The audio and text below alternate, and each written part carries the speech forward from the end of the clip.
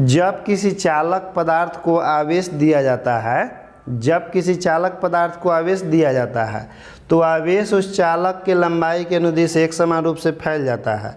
तो आवेश उस चालक के लंबाई के अनुदिश एक समान रूप से फैल जाता है। तो चालक के प्रति एकांक लंबाई में, चालक के प्रति एकांक लंबाई में आवेश का जो घनत्व होता है उसे आवेश का रैखिक घनत्व कहते हैं। एल लंबाई पर कितना आवेश है, क्यू आवेश है। एकांक लंबाई पर कितना आवेश है, क्यू बाई एल है, ठीक ना।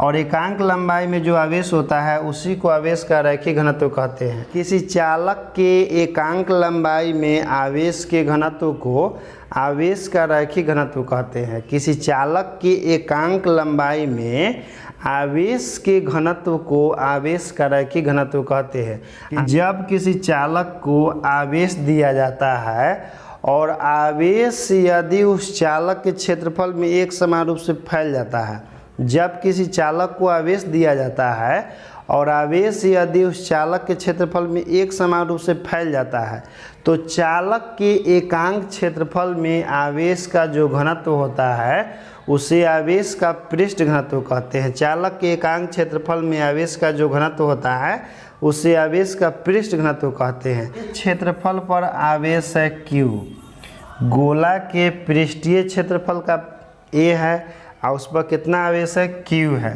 तो एकांक क्षेत्रफल पर कितना आवेश होगा, Q बाई A। एकांक क्षेत्रफल पर कितना आवेश होगा, Q बाई A होगा। और एकांक क्षेत्रफल में जो आवेश का घनत्व होता है उसी को हम लोग आवेश का पृष्ठ घनत्व कहते हैं और उसको सिग्मा से लिखते हैं, ठीक ना।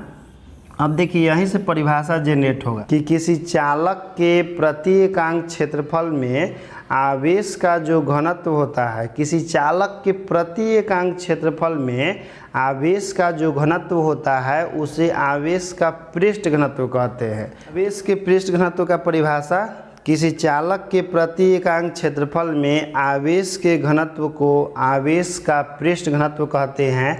इसका एसआई मात्रक कूलम प्रति मीटर स्क्वायर होता है तथा बीमा ATL इन्वर्स 2 होता है। यह एक अदिश राशि है। पूरा एक लाइन में हो गया एकदम, ठीक ना, चकाचक आंसर, कोई दिक्कत नहीं होना चाहिए। दिक्कत नहीं है तो चलिए आगे बढ़ जाते हैं। तो देखिए V आयतन में कितना आवेश है भाई, Q आवेश है। तो एकांक आयतन में कितना होगा, Q बटा V आवेश होगा।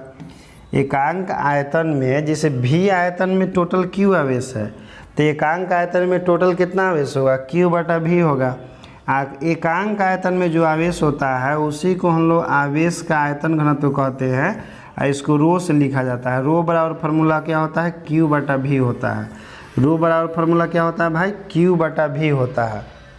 कि जब किसी चालक पदार्थ को आवेश दिया जाता है और यदि आवेश उस चालक पदार्थ के आयतन में एक समान रूप से फैल जाता है, यदि आवेश उस चालक पदार्थ के आयतन में एक समान रूप से फैल जाता है तो चालक पदार्थ के एकांक आयतन में आवेश का जो घनत्व होता है उसे आवेश का आयतन घनत्व कहते हैं। फिर से सुनिए, जब किसी चालक को आवेश दिया जाता है और आवेश उस चालक के आयतन में एक समान रूप से फैल जाता है तो उस चालक के एकांक आयतन में आवेश का जो घनत्व होता है उसे आवेश का आयतन घनत्व कहते हैं। ठीक, किसी चालक पदार्थ के एकांक आयतन में आवेश का जो घनत्व होता है उसे आयतन घनत्व कहते हैं। किसी चालक पदार्थ के एकांक आयतन में आवेश का जो घनत्व होता है उसे आयतन घनत्व कहते हैं। किसी चालक के एकांक आयतन में जो आवेश होता है उसे आवेश का आयतन घनत्व कहते हैं।